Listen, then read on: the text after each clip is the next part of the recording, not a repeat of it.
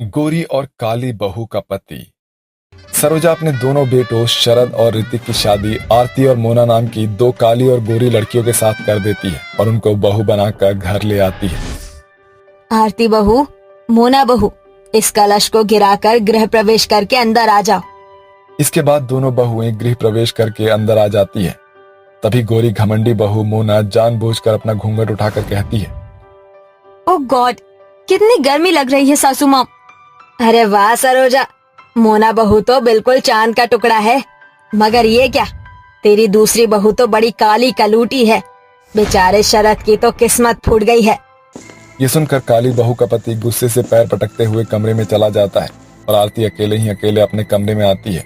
तभी शरद गुस्से से भड़कते हुए कहता है, हाउ डेयर यू, तुम्हारी हिम्मत कैसे हुई मेरे कमरे में आने की। शरद जी, आप मेरे पति हैं और मैं आपकी पत्नी हूँ, इस नाते ये कमरा मेरा भी हुआ ना।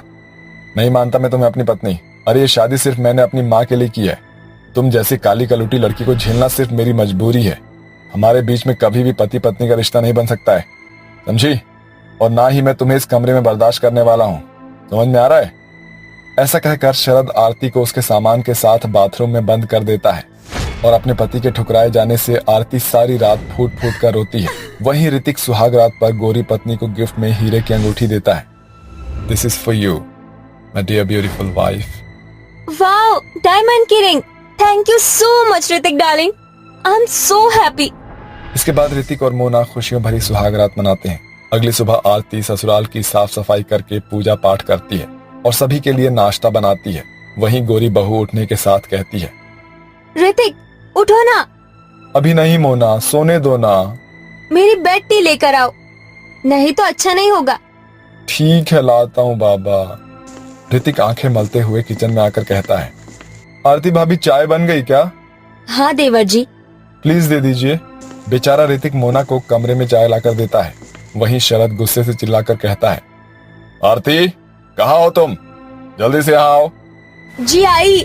आरती शादी की रात की बातों को भुलाकर कमरे में आती है। तभी शरद एक शर्ट उसके मुंह पर फेंकते हुए कहता है, 2 मिनट के अंदर मुझे इस शर्ट पर प्रेस चाहिए। याद रहे, शर्ट में एक भी सलवटें छूटनी नहीं चाहिए। जी अच्छा ठीक है। आरती शरद की शर्ट प्रेस करके उसे दे देती है। इसके बाद शरद नाश्ता करके ऑफिस निकल जाता है। तो वहीं ऋतिक शादी के अगले दिन भी अपनी गोरी पत्नी के साथ ही रहता है। ऐसे ही वक्त गुजरता जाता है, जिसके साथ गोरी बहू का बर्ताव बहुत ज्यादा बदल जाता है। रात को जब ऋतिक घर लौटता है तो मोना कहती है, Hrithik, you know what, iPhone का न्यू वर्जन लॉन्च हुआ है, मुझे वो चाहिए। मगर अभी तो तुम्हारा फोन अच्छा खासा चल रहा है, फिर क्यों फालतू में पैसे खर्च करना? ऋतिक, मुझे ये लेक्चर नहीं सुनना। मुझे किश्तों में जिंदगी काटने की आदत नहीं, समझे? और मैं तुम्हारी बीवी हूँ, मेरे सपने पूरे करना तुम्हारा फर्ज है। मुझे आईफोन चाहिए एंड दैट्स द फाइनल। इसी तरह गोरी घमंडी बीवी ऋतिक पर अपनी जिद थोपती जाती है और ऋतिक अपनी सारी सेविंग खर्च करके मोना को नया फोन दिला देता है। वहीं काम करने के दौरान आरती की पायल टूट जाती है और वो हिचकते हुए शरद से कहती है, सुनिए, मेरी पायल टूट गई है, प्लीज इसे जुड़वा लाएंगे। मेरे पास तुम काली कलूटी के फालतू कामों के लिए बिल्कुल टाइम नहीं है। और वैसे भी अपने काले पैरों में पायल पहनकर तुम कोई हूर की परी नहीं लगने वाली हो। चलो मेरा रास्ता छोड़ो। ऐसा कहकर शरद आरती को धक्का देकर दफ्तर के लिए निकल जाता है। वो सब कुछ मोना देख लेती है और आरती के पास आकर कहती है, बैठ लगा आरती, जेठ जी तुम्हें इतनी बुरी तरह से ट्रीट करते हैं। मुझे देखो, मेरे पति मुझे पलकों पर बिठा कर रखते हैं। मैं जो कहती हूँ वो ला कर देते हैं। एक्चुअली गलती जेठ जी की भी नहीं है। हर पति चाहता है कि उसकी बीवी सबसे सुंदर हो, मगर तुम तो इतनी काली कलूटी हो और तुम्हें कपड़ों का भी कोई सेंस नहीं, इसलिए ये तो होना ही था। मोना अपने गोरेपन का घमंड दिखाकर आरती को काले रंग का ताना मारकर चली जाती है। मगर मोना और आरती के बीच हुई सारी बात सरोज सुन लेती है और कहती है, मेरी आंखों के सामने ये सब कुछ चल रहा था और मैं देख न सकी। मुझे आज ही शरद से बात करनी होगी। शरद के आने के इंतजार में सरोजा जागी रहती है। माँ, आप सोई नहीं? शरद बेटा, तू जो कर रहा है ना वो बहुत गलत है। तेरी और आरती की शादी को 6 महीने हो चुके हैं और तू उससे कटा कटा सा रहता है, इसलिए कि वो काली है। काश कि तूने एक बार बहू के मन में झांक कर देखा होता। जा बेटा, अपने रिश्ते को सुधार, वरना तेरी माँ खुद को माफ नहीं कर पाएगी। माँ आप रो मत प्लीज, मैं आरती के साथ अपने रिश्ते की शुरुआत करूंगा। ऐसा कहकर शरद कमरे में आता है जहां आरती सुंदर सी साड़ी पहन 16 श्रृंगार किए हुए थी। ये देखकर शरद आरती को अपने करीब खींचकर कहता है, चल रिझा मुझे। क्या हुआ, रुक क्यों गई? इसलिए तो तूने माँ को सब कुछ बताया ना? ये आप कैसी बात कर रहे हैं? मैं सच कह रही हूँ, मैंने माँ जी को कुछ भी नहीं बताया। मैं तो बस आपके लिए खुद को बदल रही थी। क्या मैं इतनी बुरी हूँ कि आप मुझे पत्नी का थोड़ा सा प्यार नहीं दे सकते? नहीं दे सकता मैं तुझे पत्नी का दर्जा। सुना तूने? क्योंकि तेरा काला रंग मेरी आंखों को चुभता है, घिन आती है मुझे तुझसे। अब चल मेरे साथ। शरद गुस्से से आरती की कलाई मोड़कर उसे बाथरूम में धक्का देकर दरवाजा बंद कर देता है। तभी अचानक बाथरूम का शावर का हैंडल खराब हो जाता है और सारी रात आरती शावर में भीगती रहती है और ठंड में ठिठुरते हुए बेहोश हो जाती है। वहीं गोरी मोना ऋतिक से अपने पैर दबवाती है। तभी आधी रात ऋतिक नींद से ऊँघने लगता है। मेरे प्यारे पतिदेव, किससे पूछकर तुम सो रहे हो? चलो मेरे पैर दबाओ। मोना तुम्हें शर्म नहीं आती अपने पति से पैर दबवाते हुए? हाँ, अरे मैं दिन भर का थका हारा घर आता हूँ, मुझ पर थोड़ा तो तरस खाया करो। सो व्हाट ऋतिक, मैं तुम्हारी बीवी हूँ। तुम्हें तो खुश होना चाहिए कि तुम्हें अपनी गोरी बीवी के गोरे गोरे पैर पर मसाज करने का मौका मिला है।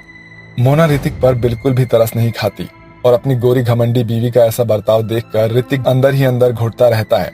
वहीं अगली सुबह जब शरद बाथरूम का दरवाजा खोलता है तो आरती बेहोश पड़ी होती है। हे भगवान, ये मेरे हाथों क्या हो गया?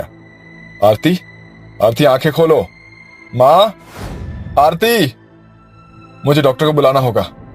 शरद फौरन डॉक्टर को फोन लगाता है और डॉक्टर जांच करके कहता है, देखिए पानी में जरूरत से ज्यादा भीगने के कारण इन्हें तेज बुखार है। मैंने इंजेक्शन दे दिया है, इनका ख्याल रखिए, मैं चलता हूँ।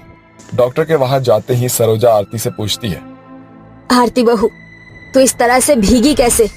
हुआ क्या था? कुछ नहीं माँ जी, वो मैं बाथरूम में फिसल गई थी, इसलिए शावर का हैंडल टूट गया और मैं भीग गई। आरती तुम्हें सच छुपाने की कोई जरूरत नहीं है, मैं बताता हूँ माँ। सब कुछ मेरी वजह से हुआ है, मैं इसका जिम्मेदार हूँ। आरती मुझे शुरू से ही पसंद नहीं थी, इसलिए मैंने उसे शादी की रात ही ठुकरा दिया था, मगर ये बेचारी चुपचाप रहकर सब कुछ सुनती रही। मुझे माफ कर दो आरती। मेरे ख्याल से आपको माफी मांगने की कोई जरूरत नहीं है जेठ जी। जेठानी जी है ही इतनी काली कि कोई भी पति यही करता। बस करो मोना, तुम भले ही गोरी और सुंदर हो, मगर आरती भाभी के धूल के बराबर भी नहीं हो।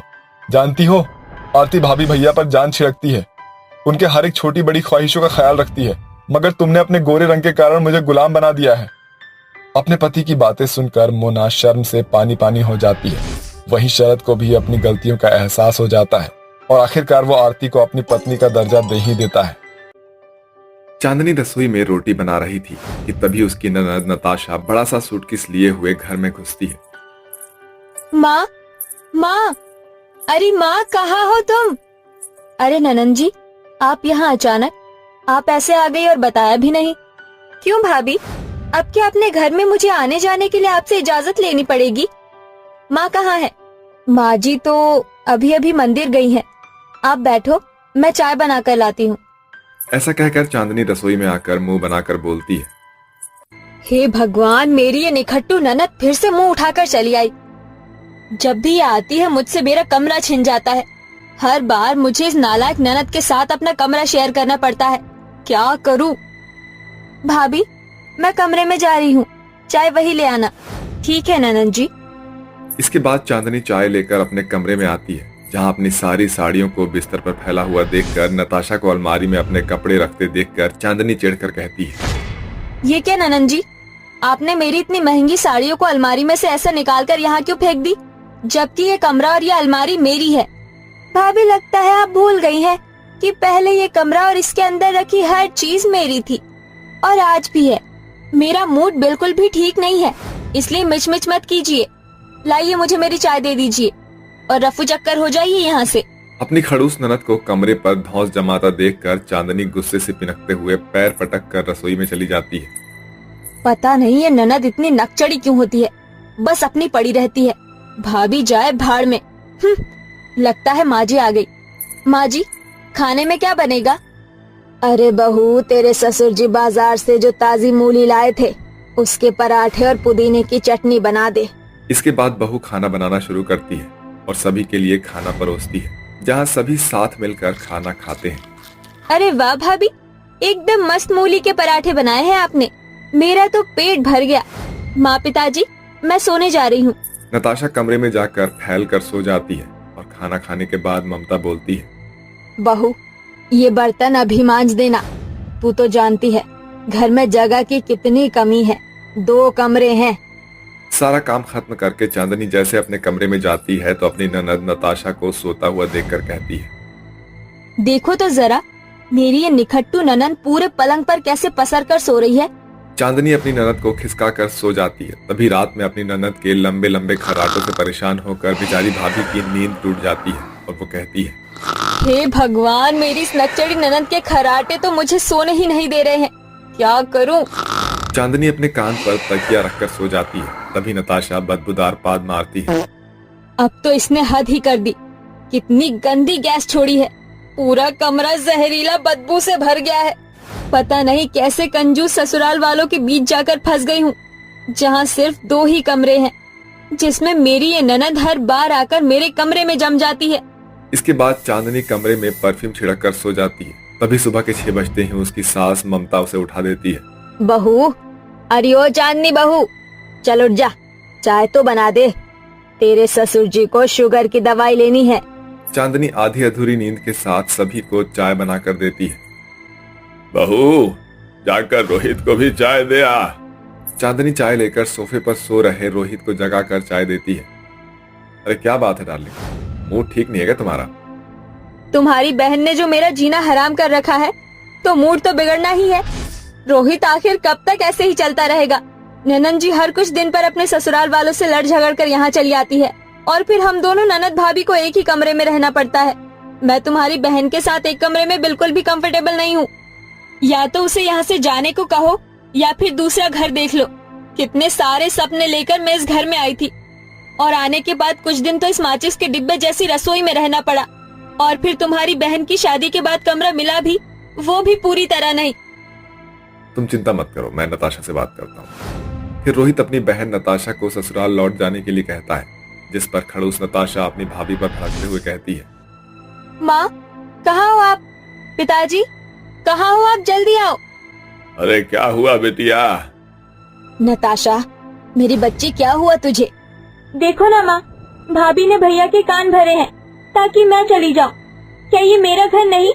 ऐसा कहते हुए नताशा झूठ मूठ के आंसू बहाने लगती है। ये देखकर उसके माता पिता पिघल जाते हैं। बेटी, तुझे कहीं जाने की कोई जरूरत नहीं है। तू जब तक चाहे यहाँ रह सकती है। गई भैंस पानी में। उफ, ये मेरी ननन की नौटंकी और इसका इमोशनल अत्याचार। पता नहीं कितने दिन इसके साथ एक ही कमरे में रहना पड़ेगा।